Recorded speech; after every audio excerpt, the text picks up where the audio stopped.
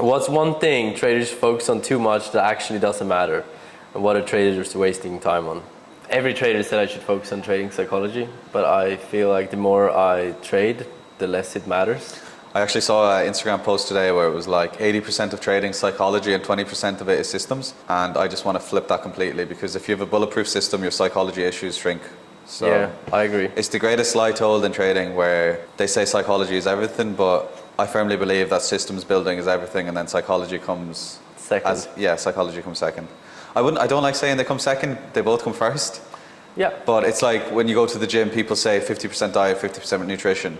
But you need to do both. You need to do both at 100%, but you're not going to get big if you're not training hard, and you're not going to get big if you're not eating a lot. Optimize both of them, but you'll never get big by just eating perfectly. Say, for example, 80% of it's psychology. No, it's not. You need the systems in the gym, and then you can grow. So you need the systems in your trading, then you can make money, and then you can hold on to your money with your psychology, whatever it is. Yeah. It's like cutting or bulking. Sometimes you need to focus on the diet more. Just like sometimes you need to focus more on your trading psychology. Just like when you are increasing your size, then you need to focus a little bit more on your trading psychology. Yeah, I agree. But most of the time, it is system building. It is creating that process, because most people don't have that process. That's it.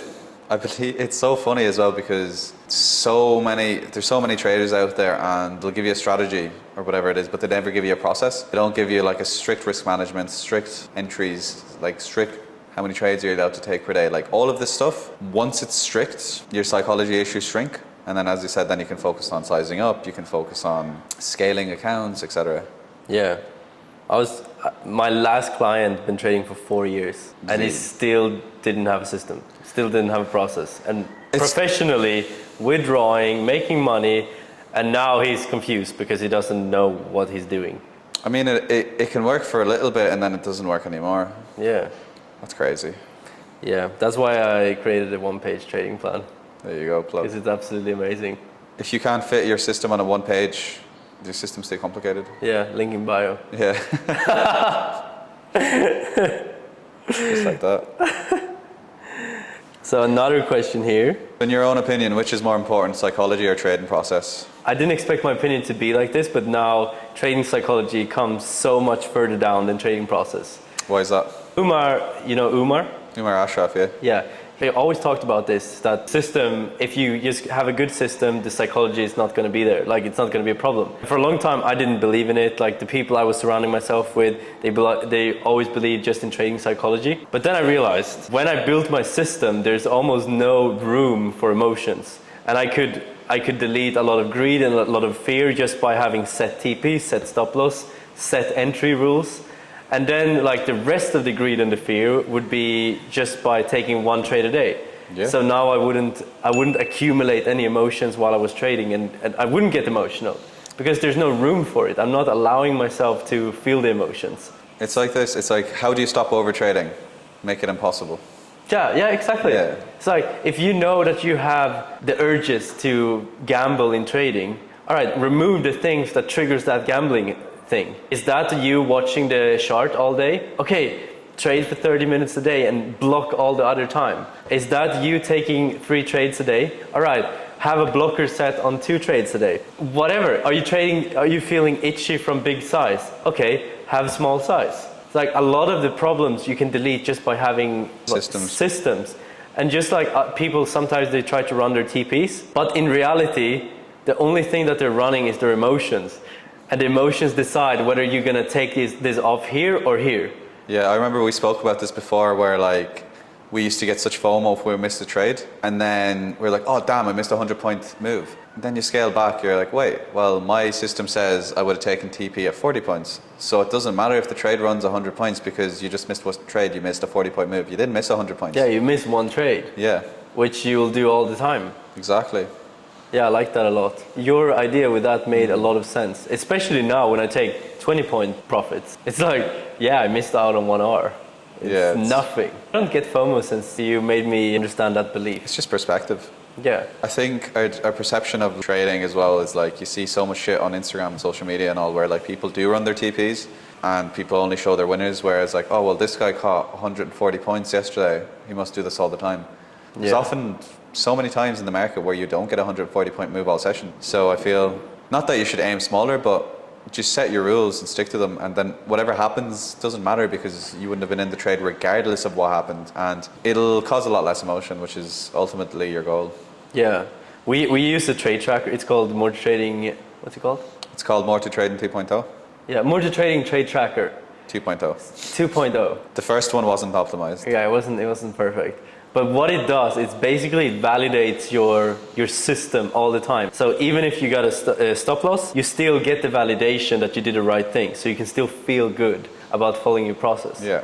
And that's real. I think that's been it's been the most important thing for my trading, is to continue to validate myself being a professional trader, even if I'm getting stopped 3 times in a row, if that ever happens. Yeah. Here's a question I got.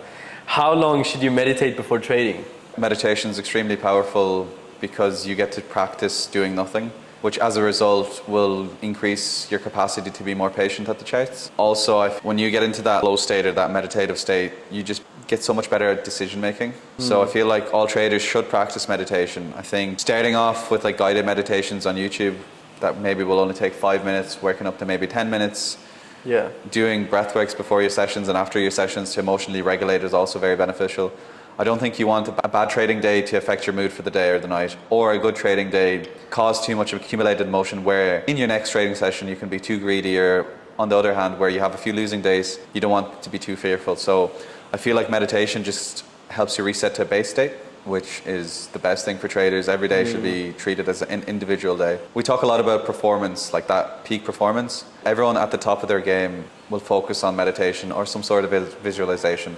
I feel like trading's no different. If anything, trading is more. It's even more fitting into that space. Yeah. We talked about this before too. Like, you have a partner, I don't. Single.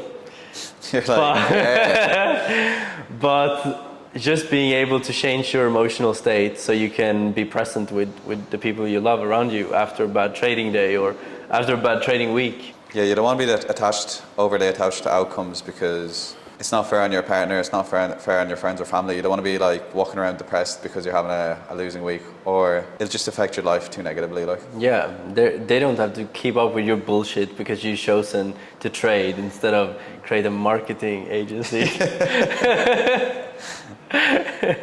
Yeah, it's like, damn, I chose trading instead of OFM. Yeah, would have been so much more money and easier. Instead of looking at boobs, I get to look at candles. Yeah.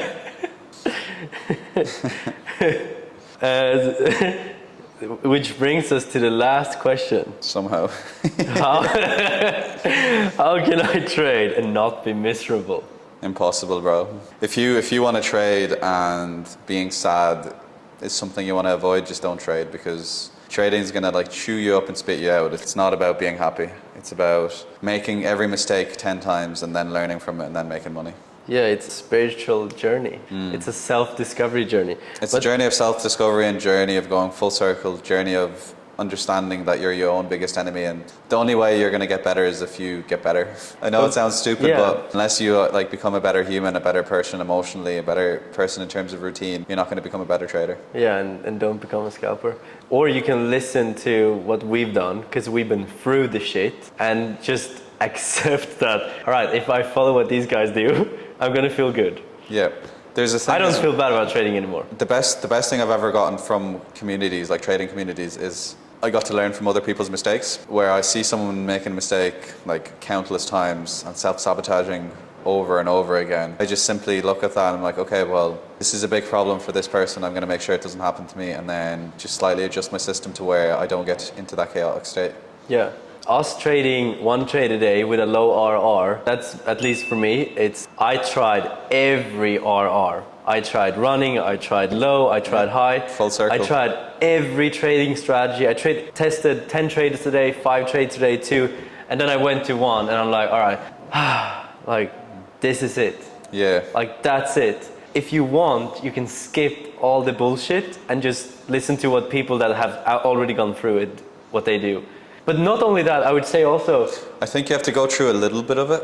Of course, but you don't have to get learn stuck. the pain. Yeah, don't get stuck in that cycle. And that's why people say, oh, it takes two years to get profitable, 3 years or 4 years. It could take longer, but it can also be quicker. Instead of making the same mistakes over and over again, why don't you just listen to people that have made the mistakes and then figure out what's optimal? Yeah. If psychology is the biggest issue in trading, why don't you remove all psychological triggers that you can remove Yeah. with a clear and identified system?